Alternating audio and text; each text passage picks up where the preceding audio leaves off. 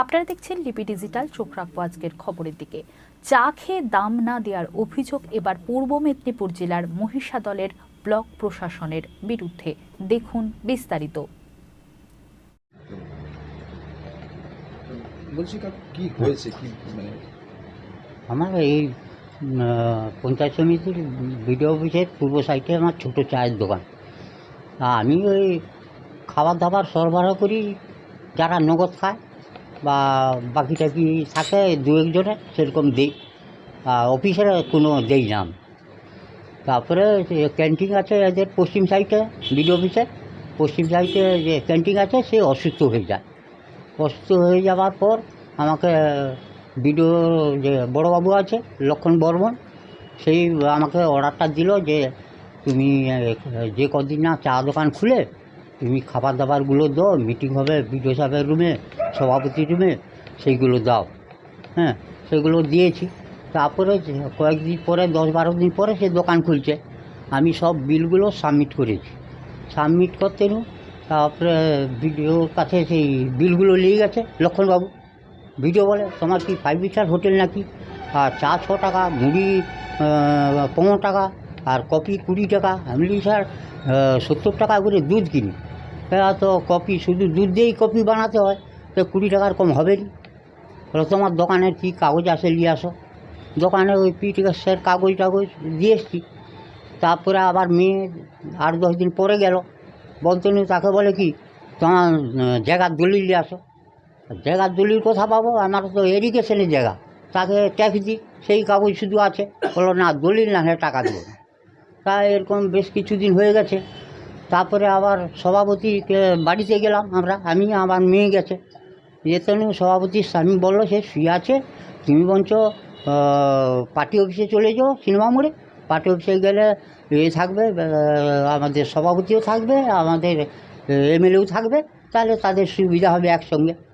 হ্যাঁ, তারপরে সেখানে গেলাম। সেখানে গেছে বললো ঠিক আছে, আমরা তো এখন বিডিও অফিসে বসিনি, তারপরে আমরা বিডিও অফিসে গিয়ে বসি চেয়ারে, তারপরে বিলগুলো দেখাবে। তারপরে বেশ কিছু ভিডিও ছড়া ধরতেই বন্ধুবাবুর চায়ের দোকান আছে, তিনি অভিযোগ করছেন যে তিনি কোনো স্টাফের বক্তব্যে তিনি এখানে চা বা মুড়ি সাপ্লাই দিয়েছেন। তার বিল হচ্ছে প্রায় 4,600 টাকার মতো। তিনি বারবার জানানো সত্ত্বেও সেই বিল তিনি পাচ্ছেন না, এবং সরাসরি আপনার নামে অভিযোগ করছে যে আপনি তাকে বলছেন যে যে জায়গায় বসে আছো তুমি দলিলপত্র আনো, মানে অভিযোগ করছেন। এক্স্যাক্টলি ওর বিল যেটা আজকে খবরে দেখলাম, তো অত বিল কিন্তু ওর নেই। দেখবেন যে বিলগুলি ফেসবুকে দেখতে পাচ্ছেন আপনারা, সেই বিলে কোনো অথেন্টিকেট করা নেই। এখানে বিল যখনই জমা পড়ে তখন কেউ না কেউ তো অথেন্টিকেট করে দেবে যে হ্যাঁ এতগুলো সাপ্লাই দেওয়া হয়েছে ইত্যাদি। মূলত এটা জমা হচ্ছে আজ থেকে বেশ 5-6 মাস আগে, আমি আসার পরেই ঘটনা। যে ওর বিল ও আগে থেকে এখানে চা দিত, দেখতে পাচ্ছি একটু সব জিনিসের দাম বেশি, তো ওকে এখানে 2 জন চা দেয়। আর একজনকেও জিজ্ঞাসা করেছি, ওকেও সেম জিজ্ঞেস করেছি যে তুমি যে চায়ের দাম বা কফি দিচ্ছ সে দাম, এই যে এত বেশি করছো, এই দামটা তোমার সেই কার সাথে ঠিক হয়েছে? তোমাকে কি এখান থেকে কোনো ওয়ার্ক অর্ডার দেওয়া হয়েছে যে এই দামে তুমি চা নেওয়া হবে, সাপ্লাই অর্ডার দেওয়া আছে? তা বলে না। আমি তখন জিজ্ঞাসা করি যে এই দামটা কে ঠিক করলো? ও উল্টে মিসবিহেভ করে ও আর কি বলছে এই দাম আমি ঠিক করেছি।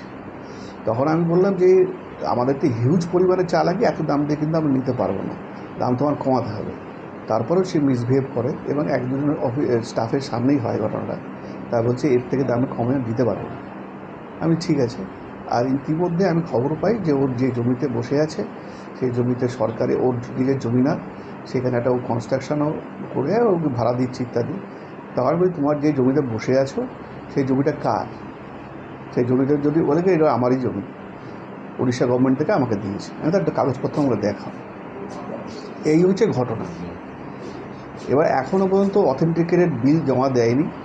যে বিলটুকু জমা আছে হার্ডলি 4,000 টাকার মতন বিল আছে। যেহেতু অথেন্টিকেটেড বিল আসেনি, সেই জন্য ওটা এখনও পেমেন্ট বাকি আছে।